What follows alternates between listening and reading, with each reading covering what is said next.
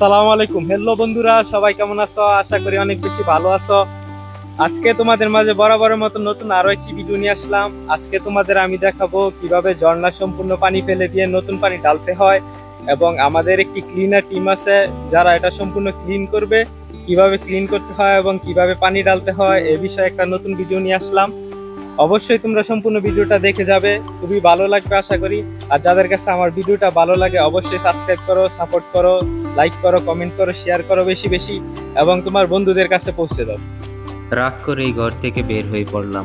এতটাই রেগেছিলাম যে বাবার জুতোটা পরে বাইরে বের হয়ে গেলাম। যদি একটা শখের বাইকই কিনে না দিতে পারে তাহলে ছেলেকে ইঞ্জিনিয়ার বানানোর এত বড় শখ কেন?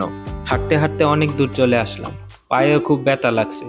বাবার জুতোটা খুলতেই দেখি উপরের দিকে একটা পিন এসে আছে। আমার পা থেকেও একটু রক্ত বের হয়েছে, তারপরেও চলতে থাকলাম। কিছুক্ষণ যাবার পরই দেখি পাটা ভিজে ভিজে লাগছে, রাস্তাতেও বৃষ্টির পানি জমে আছে। জুতোটা হাতে নিতেই দেখি বাবার জুতো নিচ দিয়ে সম্পূর্ণটাই নষ্ট হয়ে গেছে। হাঁটতে হাঁটতে বাস স্ট্যান্ডে পৌঁছে গেলাম। বাস স্ট্যান্ডে এসে দেখি 1 ঘন্টা পর বাস আসবে। বাস স্ট্যান্ডের পাশে ছোট্ট চায়ের দোকানে নীরবে একা একা বসে রইলাম। হঠাৎ করে বাবার মানি ব্যাগের কথা মনে পড়লো, যেটা বের হবার সময় সঙ্গে করে নিয়ে আসছিলাম। বাবার মানি ব্যাগে কাউকে হাত দিতে দেয় না, এমনকি মাকেও দেয় না। আমি রাগের মাথায় সাথে করে নিয়ে আসছি, কারণ আমার কাছে টাকা ছিল না। পকেট থেকে মানি ব্যাগটা বের করে খুলতেই দেখি 3টি কাগজে কি যেন লেখা আছে। প্রথম কাগজটা খুলতেই দেখি ল্যাপটপের জন্য 40,000 টাকা লোন। লেখাটি দেখে আমি একটু অবাক হলাম, আমার তো ল্যাপটপ আছে, পুরনোও বটে। দ্বিতীয় কাগজটা খুলতেই দেখি সরকারি হসপিটালের কাগজ, যেটাতে ডাক্তার লিখে দিয়েছে নতুন জুতা ব্যবহার করবেন। মা যখনই বাবাকে জুতো কেনার কথা বলতেন, বাবা হেসে উত্তর দিত, এই জুতোটি এখনো ভালো আছে।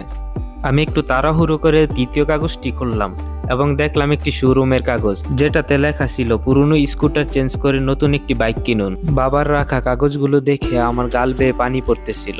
সবকিছু বুঝতে পেরে আমি আবার বাড়ির দিকে রওনা হলাম। বাড়িতে পৌঁছেই দেখি বাবা আর বাড়িতে নেই। আমি দৌড়ে শোরুমটার দিকে গেলাম, দেখলাম বাবা স্কুটার নিয়ে দাঁড়িয়ে আছে।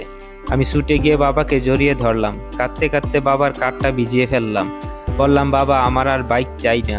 বাবা তুমি আগে তোমার নতুন জুতো কিনো, আমি তোমার কথা মতো ভালোভাবে পড়ালেখা করব এবং ইঞ্জিনিয়ার হব। মা হলো এমন একটা ব্যাংক যেখানে আমরা আমাদের সব রাগ, অভিমান, কষ্ট সব জমা রাখতে পারি। আর বাবা হলো এমন একটা ক্রেডিট কার্ড যেটা দিয়ে আমরা পৃথিবীর সমস্ত সুখ কিনতে পারি। পৃথিবীর সকল বাবাই এক একজন সুপার হিরো। হ্যালো বন্ধুরা, তোমাদের কাছে আমার ভিডিওটা কেমন লেগেছে অবশ্যই কমেন্টে বলে যাও, এবং আমার চ্যানেলটি সাবস্ক্রাইব করো, বেল আইকনটা বাজিয়ে দিও, পরবর্তী নতুন ভিডিও যেন তোমাদের কাছে পৌঁছে যায়।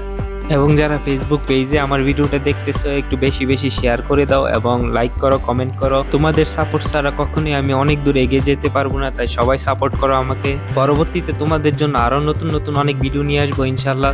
সর্বশেষ তোমাদের একটা কথাই বলতে চাই, কখনো নিজের শখ পূরণ করার জন্য বাবা মাকে কষ্ট দিও না।